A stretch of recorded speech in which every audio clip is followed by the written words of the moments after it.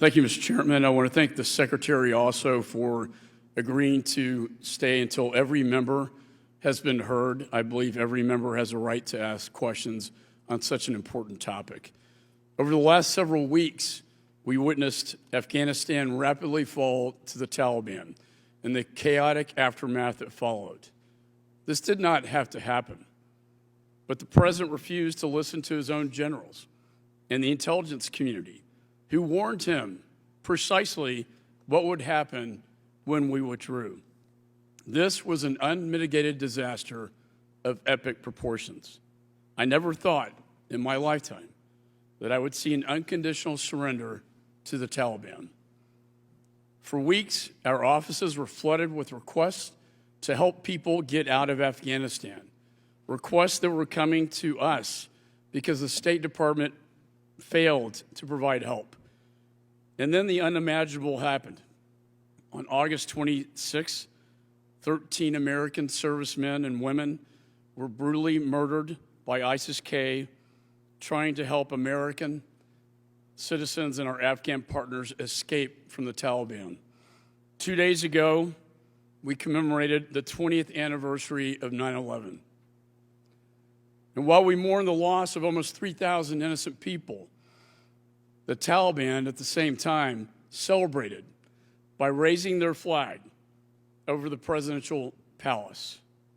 Days before, they emblazoned their flag on the wall of our United States Embassy, proclaiming the defeat of the United States of America.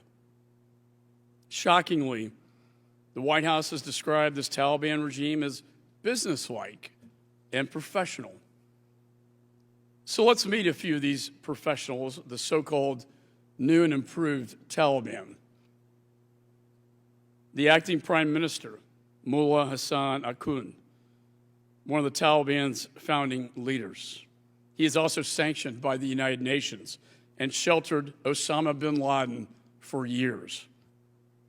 The infamous members of the Taliban Five released from Guantanamo under the Obama administration also all hold senior positions in the new government. And finally, the worst, acting Interior Minister Haqqani. He is responsible for overseeing policing and counterterrorism.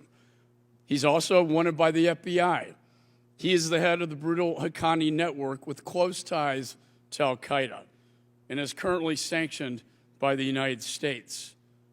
Most of the new and improved Taliban leaders hold the same or similar positions they held prior to 9/11. And we are now at the mercy of the Taliban's reign of terror, all while a dark veil of Sharia law covers Afghanistan. The freedoms our troops help secure for Afghan women and girls have been stripped away in a matter of weeks. This, in my judgment, is not only disgraceful, it also dishonors the men and women who served our nation so bravely.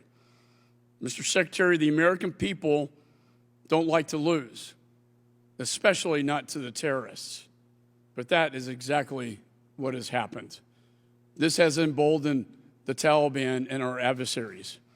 The Taliban, a designated terrorist group, now equipped with American weapons than most countries in the world. Just a few weeks ago, thousands of terrorists, the worst of the worst, were all released from prisons as the Taliban overran the country. The situation we find ourselves in is far worse, in my judgment, as a former chairman of Homeland Security Committee, far worse than pre-9/11. To make matters worse, we abandoned Americans behind enemy lines. We left behind the interpreters who you, Mr. Secretary, and the President both promised to protect. I can summarize this in one word: betrayal. The America I know keeps its promises. The most important promise in our military is no man left behind, no one left behind. But you broke this promise. Unfortunately, it wasn't the only promise this administration broke.